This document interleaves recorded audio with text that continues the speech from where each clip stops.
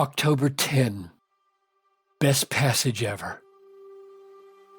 God put Jesus forward as a propitiation by his blood to be received by faith.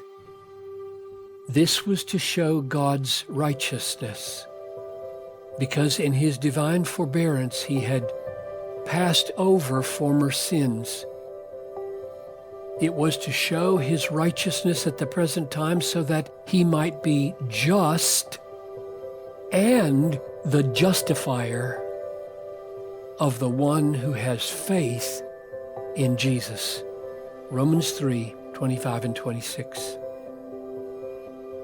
Romans 3:25 and 26 may be the most important verses in the Bible.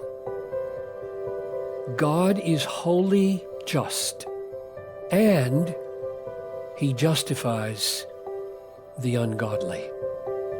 Really, a just judge acquitting the guilty.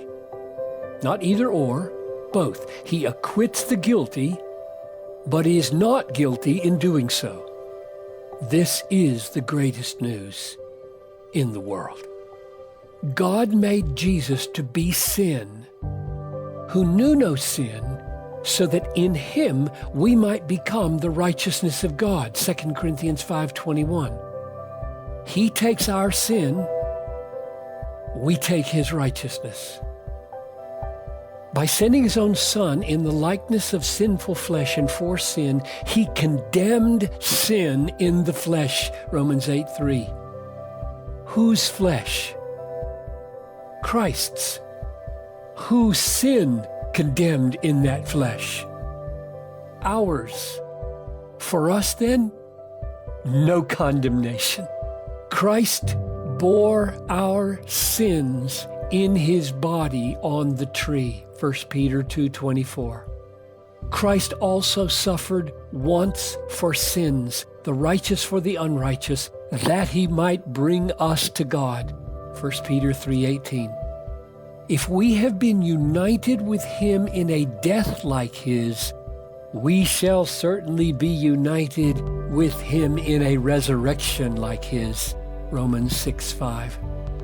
If the most terrifying news in the world is that we have fallen under the condemnation of our Creator and that he is bound by his own righteous character to preserve the worth of his glory by pouring out his wrath on sin, then the best news in all the world, the gospel, is that God has decreed and enacted a way of salvation that upholds the worth of his glory, the honor of his Son, and the eternal salvation of his elect.